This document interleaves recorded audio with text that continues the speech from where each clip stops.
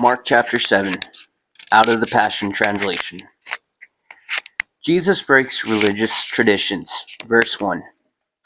One day the Pharisees and certain religious scholars came from Jerusalem and gathered around Jesus. They were shocked to find that some of Jesus' disciples ate bread without first observing the Jewish ritual of hand washing before eating their meal.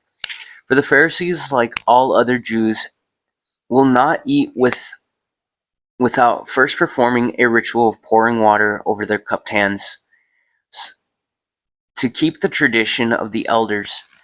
Similarly, when returning from the marketplace, they ceremonially wash themselves before eating. They also observe many other traditions, such as ceremonially washing cups, pitchers, and kettles.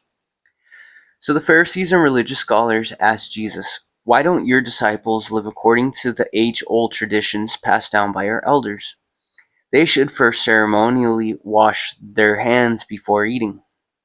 Jesus replied, "You are hypocrites. How accurately did Isaiah prophesy about you phonies when he said, 'These people honor me with their words while their hearts run far from me. Their worship is nothing more than a charade, for they continue to insist that their man-made traditions are equal to the instructions of God. You abandon God's commandments just to keep men's rituals, such as ceremoniously washing utensils, cups, and other things." And he added, "How skillfully you become in rejecting God's law in order to maintain your man-made set of rules. For example, Moses taught us, 'Honor your father and mother. Whoever insults or mistreats his father or mother must be put to death.' But your made-up rules allow a person to say to his parents, 'I've decided to take the support you were counting on from me and make it my holy offering to God. And that will be your blessing indeed.' How convenient. The rules you teach exempt him from providing for his aged parents. Do you really think God will honor your traditions passed down to others, making up rules that nullify God's word? And you're doing many other similar things." Jesus explains what truly defiles. Verse 14. Then Jesus called the crowd together again, saying, "Hear my words, all of you, and take them to heart. What truly contaminates a person is not what he puts into his body, but what comes out. That's what makes a person defiled." When Jesus went back home and away from the crowd, his disciples acknowledged that they didn't understand the meaning of the parable. He asked them to explain it. He answered them, "Are you as dull as the rest? Don't you understand that you are not defiled by what you eat? For the food you swallow doesn't enter your heart, but goes into your stomach, only to pass out into the sewer. This means all foods are clean." Then he added,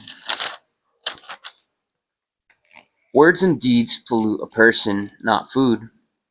Evil originates from inside a person. Coming out of a human heart are evil schemes, sexual immorality, theft, murder, adultery, greed, wickedness, treachery, debauchery, jealousy, slander, arrogance, and recklessness.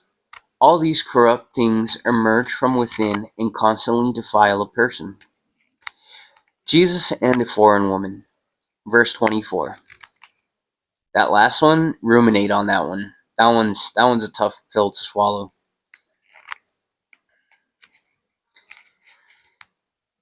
Jesus and a foreign woman. Verse 24. Jesus set out from there to go into the non-Jewish region of Tyre. He intended to slip into a house unnoticed, but people found out that he was there. But when a woman whose daughter had a demon spirit heard he was there, she came and threw herself down at his feet. She was not Jewish but a foreigner, born in the part of Syria known as Phoenicia. She begged him repeatedly to cast the demon out to her father, to cast the demon out of her daughter. Finally, he said to her, "First, let my children be freed. Be Finally, he said to her, "First, let my children be fed and satisfied. For it isn't fair to take the little children's bread and throw it to the little dogs. She answered, How true that is, Lord, but even puppies under the family table are allowed to eat the little children's crumbs. Then Jesus said to her, That's a good reply. Now because you have said this, you may go. The demon has permanently left your daughter. And when she returned home, she found her daughter resting quietly on the couch, completely set free from the demon. Jesus heals a deaf man. Verse 31. After this, Jesus left the coastland of Tyre and came through Sidon on his way to Lake Galilee and over into regions of Syria. Some people brought to him a deaf man with a severe speech impediment. They pleaded with Jesus to place his hands on him and heal him. So Jesus led him away to the crowd to a private spot. Then he struck his fingers into the man's ears and placed some of his saliva on the man's tongue. Then he gazed into heaven, sighed deeply, and spoke to the man's ears and tongue, Ethpakthas, which is Aramaic for open up now. At once the man's ears opened, and he could hear perfectly, and his tongue was untied, and he began to speak normally. Jesus ordered everyone to keep this miracle a secret, but the more he told them not to, the more the news spread. The people were absolutely beside themselves and astonished beyond measure, and they began to declare everything he does is wonderful. He even makes the deaf hear and the mute speak.